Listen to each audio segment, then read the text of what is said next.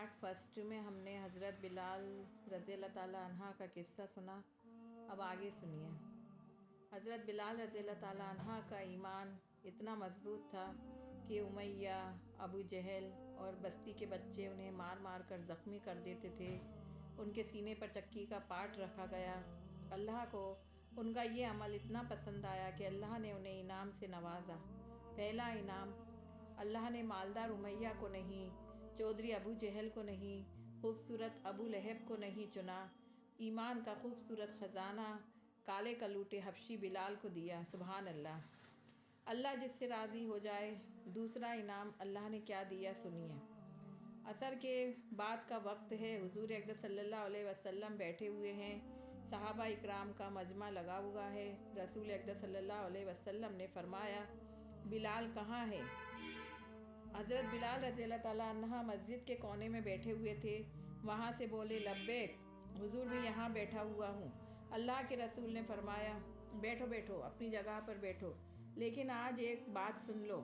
مکہ میں تم نے جو قربانیاں دی تھیں، میرے بلال، تم نے جو قربانیاں مکہ میں دی تھیں، اللہ تعالیٰ کو وہ قربانیاں اتنی پسند آئی ہیں کہ ابھی جبرائیل نے آ کر مجھے بتایا کہ اللہ نے تمہاری ہی نہیں بلکہ اللہ نے پوری حبشہ والوں کی ہدایت کا فیصلہ کر لیا ہے. حضرت بلال رضی اللہ تعالیٰ عنہ حبشہ کے رہنے والے تھے. تو اللہ نے حضرت بلال رضی اللہ تعالیٰ عنہ کو ہی نہیں، پورے حبشہ والوں کو ہدایت دینے کا فیصلہ کر لیا. بلال، اللہ نے تمہیں تو ہدایت دی ہی تھی، لیکن تمہارے صدقے میں پورے حبشہ والوں کو ہدایت دینے کا فیصلہ کر لیا. اللہ فرماتا ہے، میرا بن کے تو دیکھ، میرے حبیب کے راستے پر چل کے تو دیکھ. میرے واسطے جان نیوچھاور کرنے والے آنکھ بند کرنے سے پہلے فیصلہ کروں گا. یہ تو پہلا انعام تھا. اور دوسرا انعام سنیے. حضور اقدس صلی اللہ علیہ وسلم کا ایک معمول تھا. فجر کی نماز ہوتی تو میرے نبی کریم صلی اللہ علیہ وسلم فرماتے، تم میں سے کسی نے خواب دیکھا ہے؟ کوئی صحابی کہتے، اللہ کے رسول، میں نے خواب دیکھا ہے. وہ صحابی خواب بیان کرتے، پھر ہمارے نبی کریم صلی اللہ علیہ وسلم اس خواب کی تعبیر بتاتے. لیکن ایک بار کیا ہوا، آپ صلی اللہ علیہ وسلم نے فجر کی نماز پڑھائی. آپ صلی اللہ علیہ وسلم کھڑے ہو گئے، کہنے لگے، کوئی اپنا خواب نہیں بتائے گا، آج میں خود اپنا خواب بتاؤں گا. سبحان اللہ. نبی کا خواب کتنا سچا ہوگا.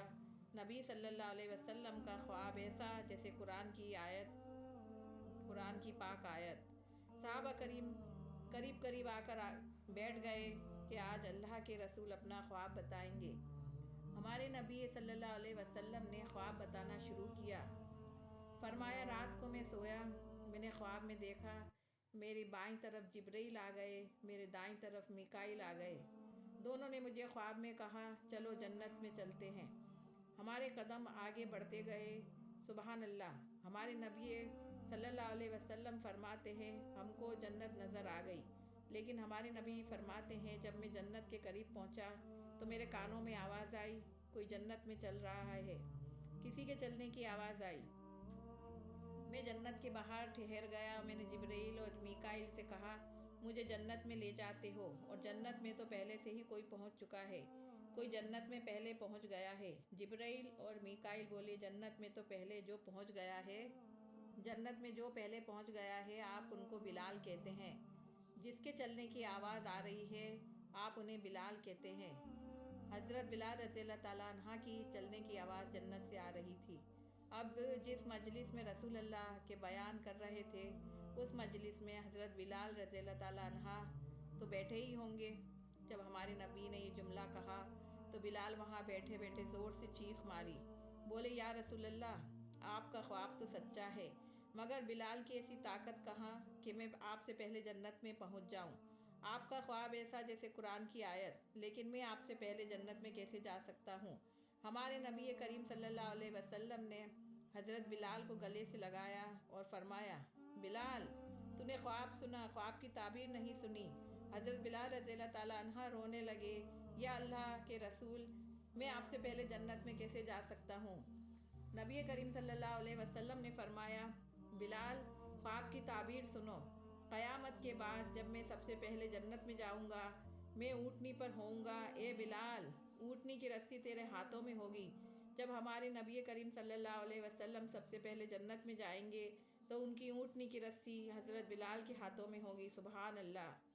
یہ دوسرا انعام اللہ نے دیا۔ سب سے پہلے حضرت بلال کا قدم جنت میں پہنچے گا۔ اللہ نے حضرت بلال کو کتنا بڑا انعام دیا۔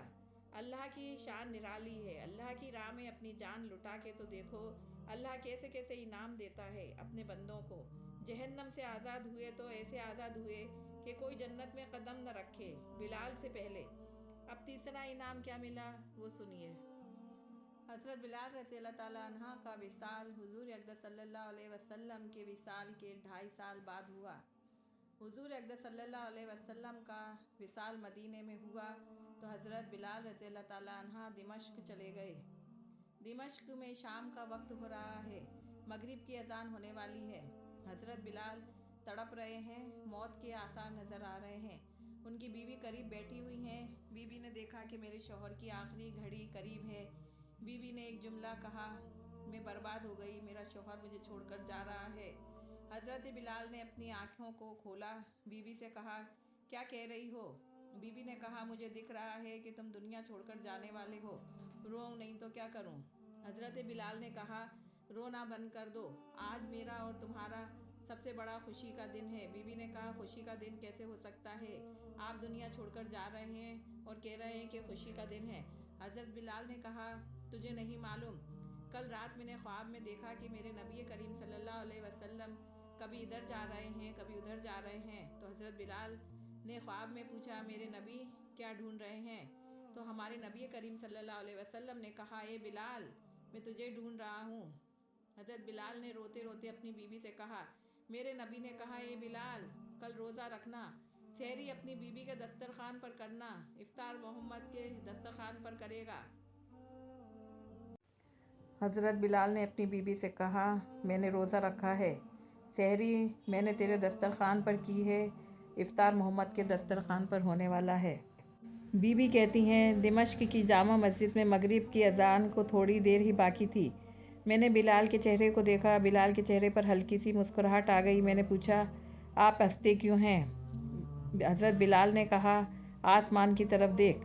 بیوی کہتی ہیں، میں نے آسمان کی طرف دیکھا، مجھے حضور اقدس صلی اللہ علیہ وسلم کا چہرہ مبارک دکھا، حضور اقدس صلی اللہ علیہ وسلم کا دسترخوان دکھا۔ حضور اقدس صلی اللہ علیہ وسلم نے کہا، اے بلال، آجا، اب دسترخوان پر تیرا ہی انتظار باقی ہے۔ بی بی فرماتی ہیں، مغرب کی اذان ہوئی، حضرت بلال نے کلمہ پڑھا اور آنکھیں بند کر لی۔ ایسے حضرت بلال کو 3 انعام اللہ پاک نے دیے۔ آخری وقت میں کلمہ نصیب ہوا، حضور اقدس صلی اللہ علیہ وسلم کے دیدار ہوئے اور ان کے ساتھ دسترخوان پر روزہ کھولا۔ سبحان اللہ۔ حضرت بلال نے جو پریشانی اٹھائی اس کا اللہ نے انہیں کتنے بہترین انعام دیے۔ تو اللہ کہتا ہے، اے بندے میرے پاس آ کر تو دیکھ، اے بندے میں تجھے ایسا انعام دوں گا تو اس کا تصور بھی نہیں کر سکتا۔ یا اللہ تیری شان نرالی ہے، یا اللہ ہم گنہگار بندے ہیں، اے دلوں کے پھیرنے والے، ہمارا دل تیرے دین کی طرف پھیر دے، ہمیں 5 وقت نماز پابندی سے پڑھنے کی توفیق عطا فرما، ہم سب مسلمان بھائی بہنوں کی مغفرت کر دے، آمین ثم آمین یا رب العالمین۔